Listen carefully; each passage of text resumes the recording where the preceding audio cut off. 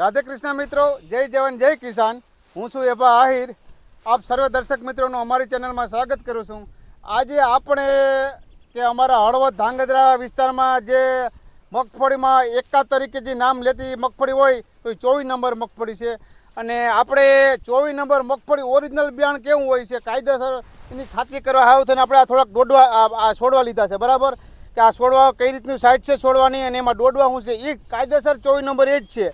અને આપણે જે વાવેતર કર્યું છે એવા આપણે આ મૈયાભાઈ ભડવાર, બરાબર, એની વાડીમાં આપણે આજે લગભગ મૈયા કાકા કેટલા વીઘાની છે? 80 વીઘાની 80 વીઘાની મગફળી વાવી છે અને 24 નંબર બરાબર. ઉનાળાની સિઝનમાં બુટોડા ગામ અને 80 વીઘાની 24 નંબરનું મગફળીનું વાવેતર, બરાબર. ને ઓરિજિનલ 24 નંબરના છોડવા આપણે થોડાક કાઢ્યા છે. આપણે મૈયા કાકા બી છે પણ આપણે થોડુંક મિક્સમાં બી છે, મિક્સમાં છે, એક ધારું નથી, બરાબર. પણ ઓરિજિનલ છોડવા અમે થોડાક કાઢ્યા છે કે આ ઓરિજિનલ છોડવા હોય તો આપણે ઉત્પાદન પૂરેપૂરું મળે. તો મૈયા કાકા આપણે વીઘે કેટલું બી નાખ્યું હતું વાવેતરમાં? આપણે 2 મણ 16 ગુઠાના વીઘામાં આપણે 2 મણ નાખ્યું છું.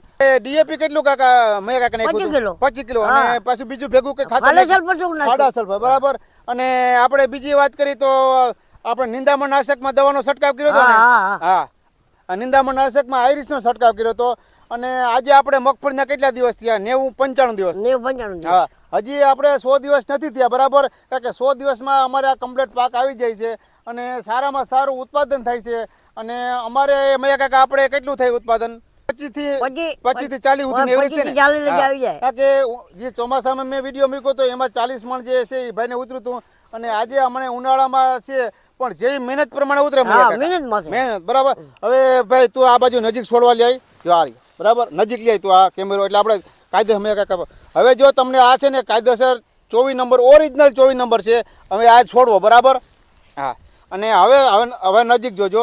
હવે જો તમને 24 નંબરમાં આ કાયદેસર આપણે દોડવા દેખાય છે. જો આ 3 કણવાળા છોડવા હોય, બરાબર. અને આપણે ગુજરાત 2 જેવા આ દોડવામાં ગુજરાત 2 જેવી આમાં જારી આવે છે, બરાબર.